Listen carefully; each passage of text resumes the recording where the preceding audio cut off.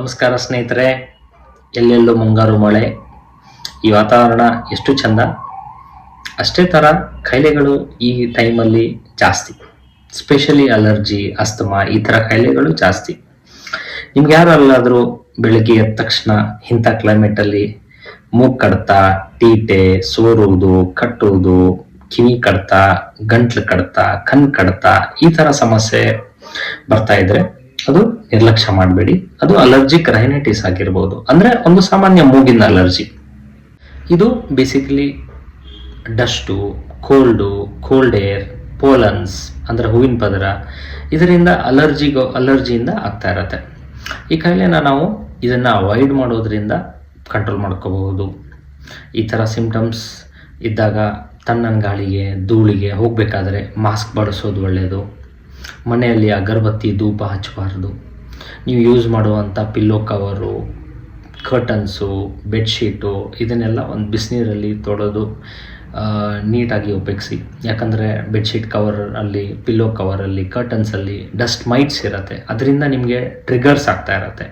So trigger avoid ಮಾಡೋದು ಮೊದಲನೇ treatment.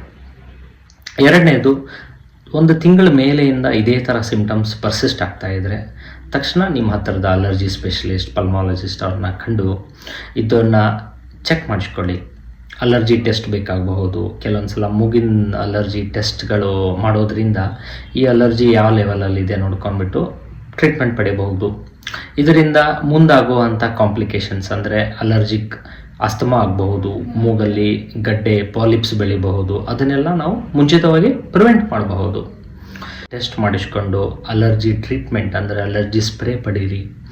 ಬರೀ ಅಲರ್ಜಿ ಮಾತ್ರೆ ತೊಗೊಳ್ತಾ ಹೋಗಬೇಡಿ. ಅಲರ್ಜಿ ಮಾತ್ರೆ ತೊಗೊಳ್ತಾ ಹೋಗೋದ್ರಿಂದ ತಾತ್ಕಾಲಿಕ ಇಂಪ್ರೂವ್ಮೆಂಟ್ ಆಗ್ಬೋದೇ ಹೊರತು ಮುಂದಾಗೋ ಕಾಂಪ್ಲಿಕೇಶನ್ಸನ್ನು ನೀವು ಪ್ರಿವೆಂಟ್ ಮಾಡೋಕ್ಕಾಗೋದಿಲ್ಲ. ಭಾಳ ರಿಕರೆಂಟ್ ಆಗ್ತಾ ಇದ್ದಲ್ಲಿ ಡಾಕ್ಟರ್ಸ್ಗಳು ಕೆಲವೊಂದು ವ್ಯಾಕ್ಸಿನೇಷನ್ಸ್ ನಿಮಗೆ ಸಜೆಸ್ಟ್ ಮಾಡ್ಬೋದು. ಆ ವ್ಯಾಕ್ಸಿನೇಷನ್ಸನ್ನು ತಗೊಳ್ಳಿ. ಫ್ಲೂ ವ್ಯಾಕ್ಸಿನ್ಸ್ ಇಂಥ ಅಲರ್ಜಿಯನ್ನು ಕಂಟ್ರೋಲ್ ಮಾಡೋಕ್ಕೆ ತುಂಬ ಸಹಾಯಕಾರಿ.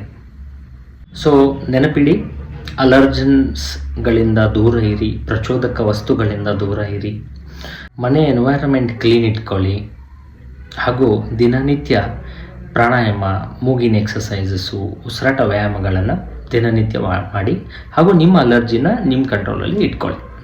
ಧನ್ಯವಾದಗಳು.